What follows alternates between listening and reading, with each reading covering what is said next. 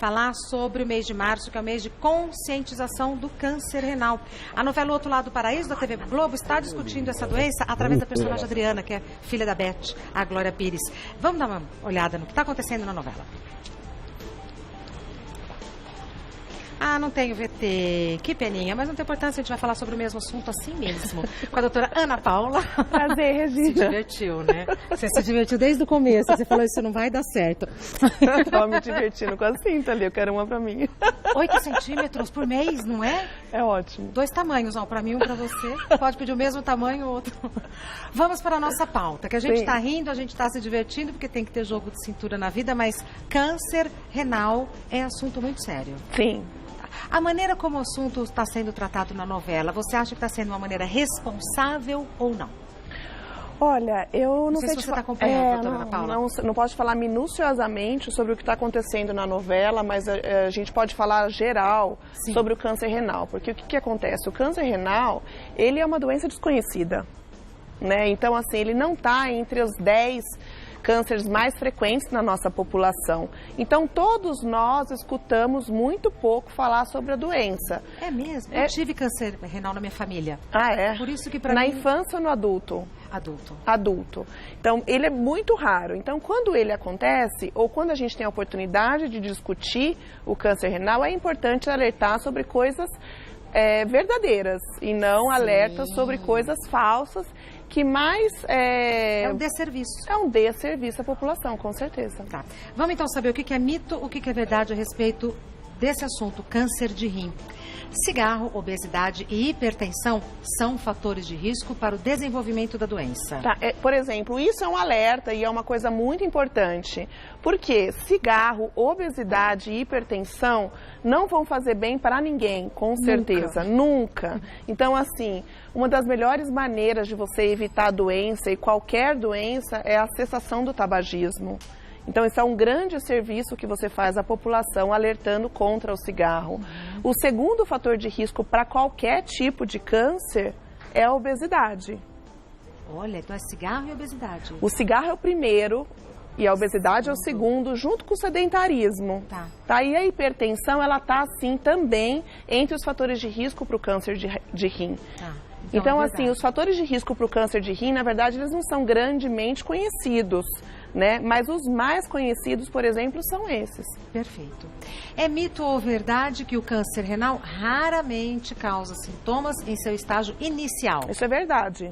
Tá, isso é verdade e é um dos motivos pelos quais a gente não tem grandes campanhas, grandes alertas contra o câncer de rim, porque não tem muito como você detectar precocemente. Raramente você vai detectar, ou seja, um décimo das pessoas detectadas com câncer de rim, elas vão ter sintomas. Quais sintomas elas vão ter? Isso. 1/10 das pessoas. Pode ter uma dor lombar, uma massa, uma tumoração, dor, né? Ou então sintomas que já estão relacionados à doença muito avançada, anemia, perda de peso, perda de apetite. Que é falta de saúde no geral, Que é falta de né? saúde no geral. Perfeito. Então, infelizmente, não tem sintomas muito precoces, não. Tá. É mito ou verdade que tumores renais respondem positivamente à quimioterapia e à radioterapia? Mito. Mito. Regina, mito. Tá? Antigamente, isso a gente está falando de uns 15 anos atrás, mais ou menos, não tinha tratamento para câncer de rim. A gente falava de cirurgia quando a doença era localizada, então tira o rim. Remoção. Ou então trata com radioterapia de uma maneira paliativa, ou seja, tira a dor do paciente, controla sintomas do paciente. Mas tratamento com quimioterapia, que infelizmente era o que a gente tinha 15 anos atrás, ela não é eficaz.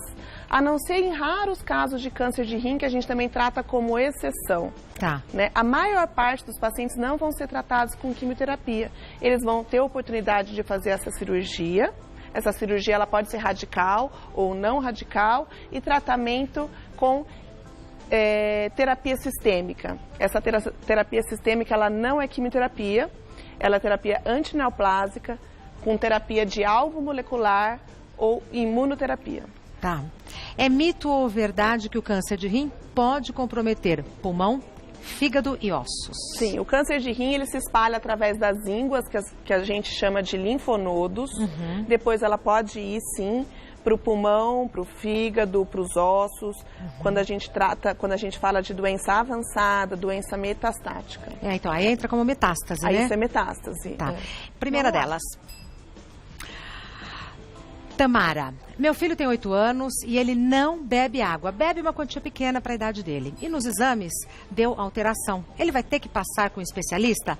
Pode vir a ser câncer renal por não beber água suficiente? Muito raramente você vai encontrar um câncer de rim numa criança. Existem alguns cânceres raros nas crianças.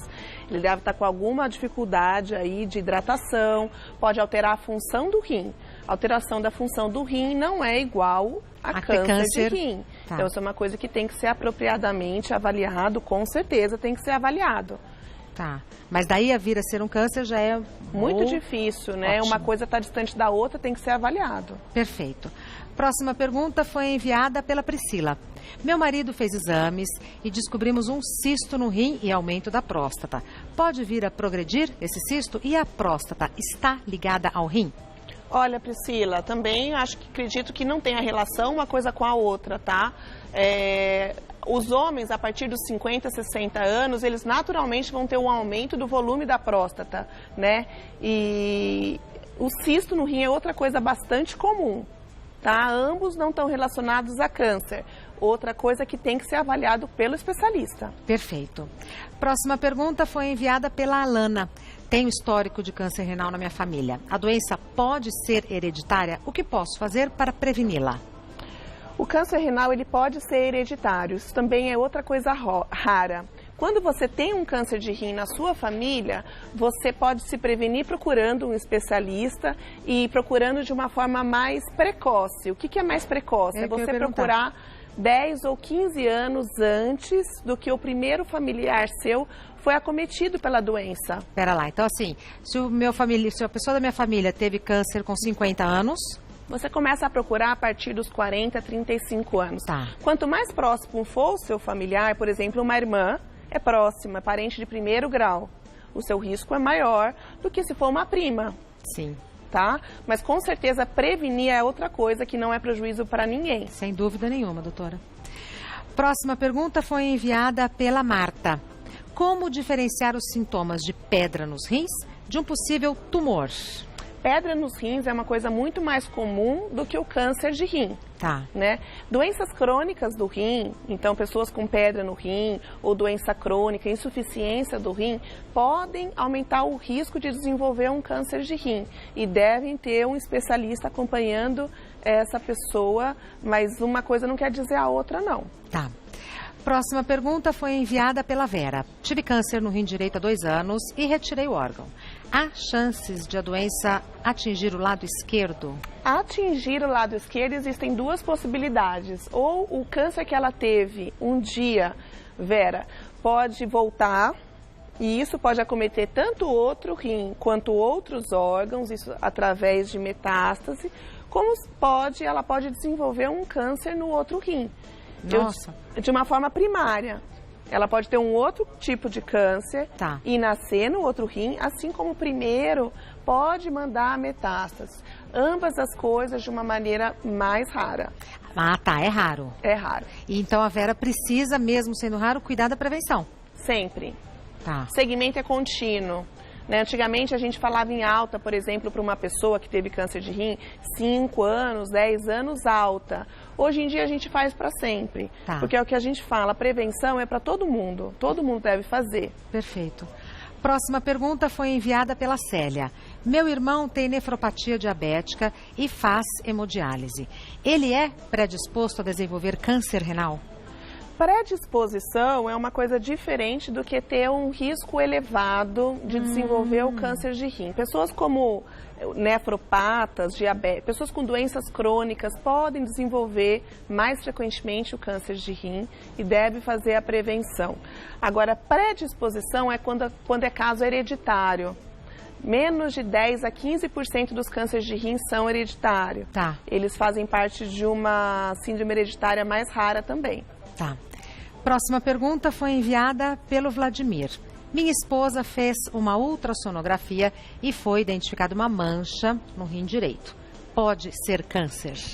A gente faz estudos bastante, Vladimir, estudos bastante minuciosos dessas imagens para diferenciar uma mancha de um cisto, se esse cisto ele é simples, se ele é complexo, quais estruturas ele invade, ou se ele tem características de sólido. E aí, de acordo com essas características que a gente vê na imagem, a gente fala que a suspeita é forte ou que a suspeita é fraca. Tá. E aí, se a suspeita for forte, ele vai ou biopsiar essa lesão ou vai até ressecar cirurgicamente essa lesão para conferir se é um câncer de rim ou não. Tá. Próxima pergunta foi enviada pela Suzana.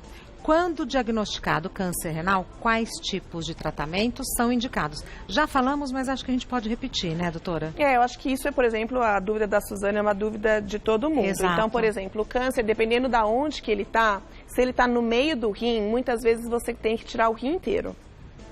Se ele está no cantinho do rim ou se ele é uma lesão pequena, muitas vezes você consegue tirar só um pedaço do rim, preservar o rim. E continua funcionando normalmente? E ele continua funcionando normalmente, ou seja, esse é o objetivo da cirurgia, não fazer a cirurgia radical e tentar preservar. O corpo humano é maravilhoso, né?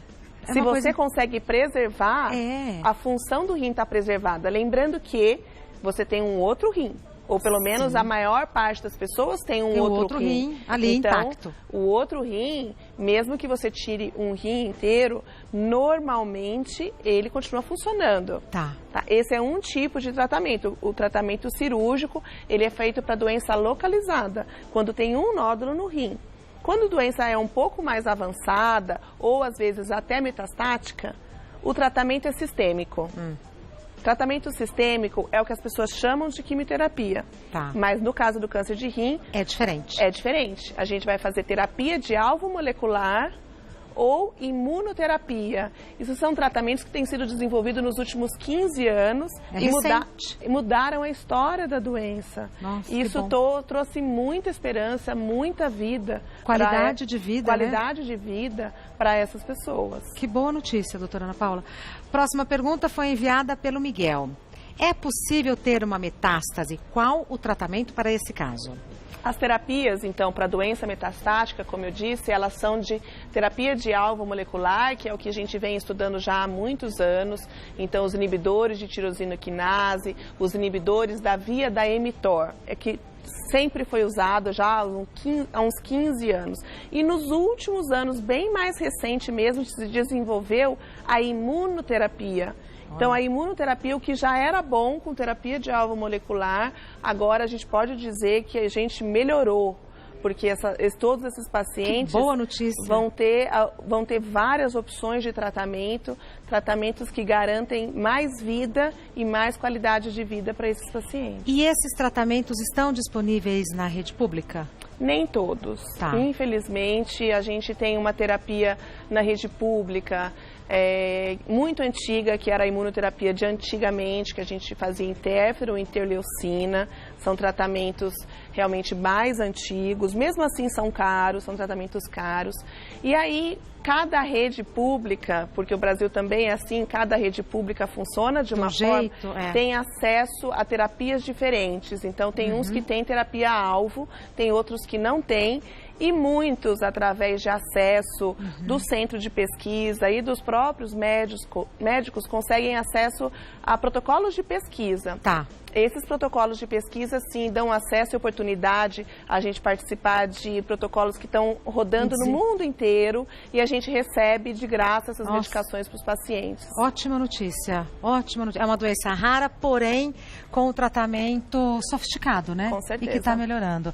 Agradeço muito a doutora Ana Paula Garcia Cardoso, que é oncologista, uma cara de menina. Obrigada. Cara de menina. Ela tem um site que é vencerocâncer.org.br. vencerocâncer.org.br. Muitíssimo obrigada. Regina. Volte sempre que quiser, viu? Pelo convite.